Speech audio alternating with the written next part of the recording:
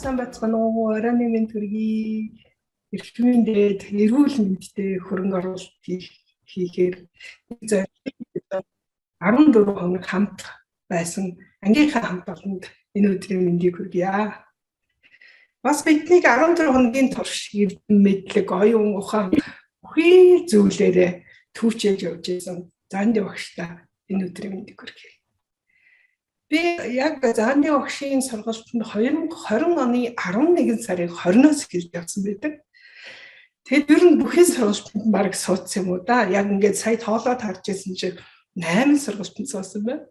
Одоо бас дахиад амар шуналтай мацгийн сургалтанд сунаа гэж төлбөрөө төлсөн ч яг шиг. Дараад нь 11 сард дархлааны сургалт бүр гайхалтай их юм сурсан. Заанди багшийн одоо ингээд нөгөө нэг цагийг баримталж байгаа нь үнэхээр гайхалтай. Яг л хичээл цагтаа эхэлдэг. Өглөө яг л 5:40-д бол 5:41-д биш, яг л 5:40-д эхэлдэг. Бүх юм цагтаа байдаг. Үнэхээр их талархдаг. Цагтаа дуусдаг. За тэр сургалтын презентацийн төр бол бүр гайхалтай. Багш байхгүй юу? Багш тасарсан уу?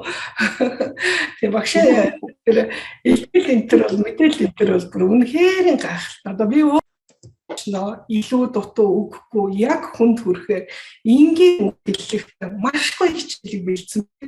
Тэрэнд нь бас суугаад байхаас их дуртай байдаг. Тэгээд дээрээс өөрөө ийм ч хүн учраас бидний одоо сургалттай ч холбоотой тийм бидний баг юм асуух гэж байгаа ингээд бүр эрүүл мэндэ тэр чигээр нь л асууж байгаа юм чинь тэгээд багшийн өөрийнх нь тэр мэдлэг тэр дараа байдаг тэр ингээд нэг сургалт болгонд нь яваад шалтгаан нь өөрөө болохоор энэ ихэнх хичээлээ зүгээлэг оошиг зүгээс муугах ерөөд одоо юм супер тэгээд яг энэ хичээл цоцсон гэдэг бодчихад юмий ийм өгдөг шингийн энэ байдлаар эрүүл болчихдог.